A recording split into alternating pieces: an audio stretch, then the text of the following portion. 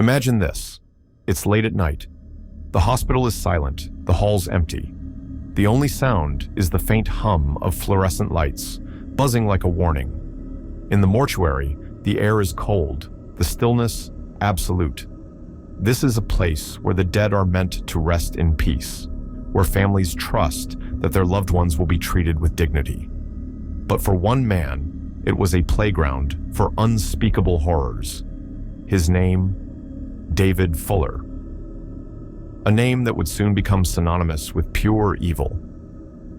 For over a decade, Fuller worked as an electrician in hospitals across Kent. To his colleagues, he was just an ordinary man, quiet, unassuming, the kind of person you'd hardly notice. He blended into the background, a ghost in the machinery of the hospital. But behind closed doors, he was a monster, a predator who preyed not on the living, but on the dead.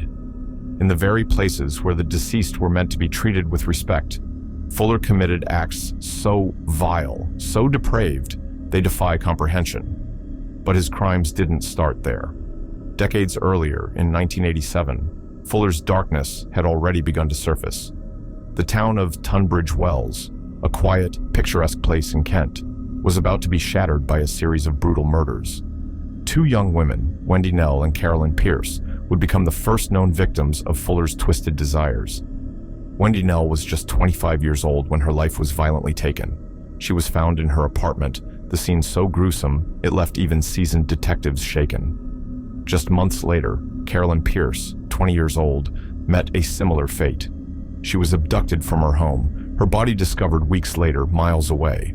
The attacks were savage, the kind of crimes that haunt a community for generations.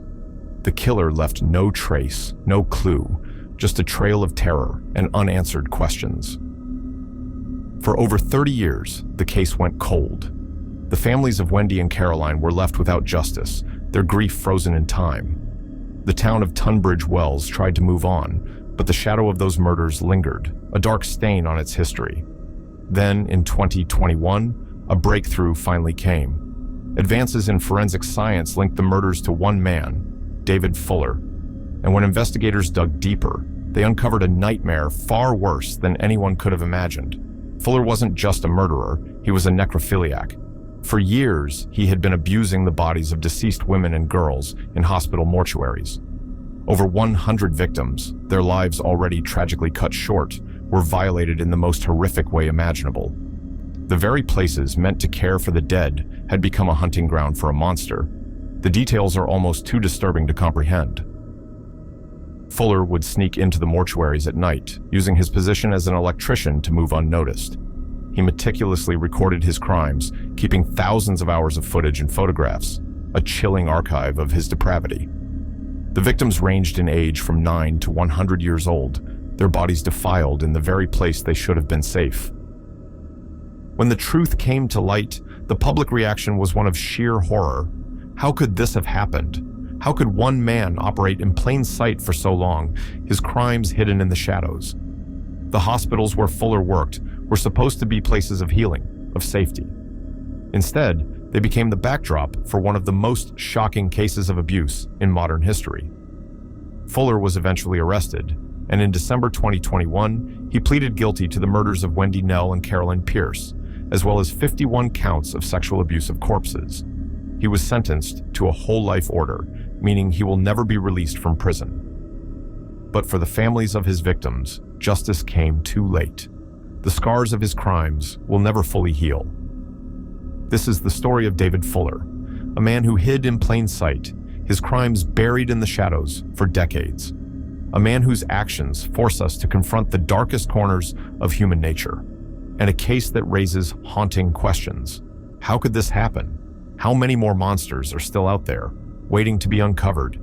And what does it say about us, as a society, that such evil can thrive in the places we trust the most?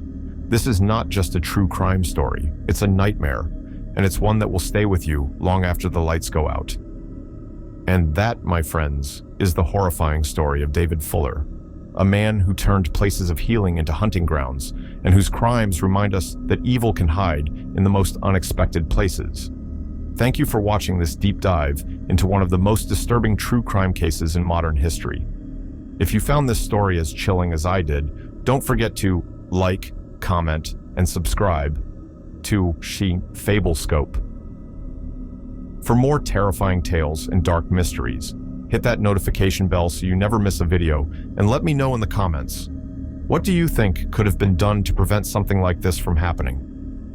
Remember, the world is full of stories that defy belief, and sometimes the darkest truths are the ones we least expect.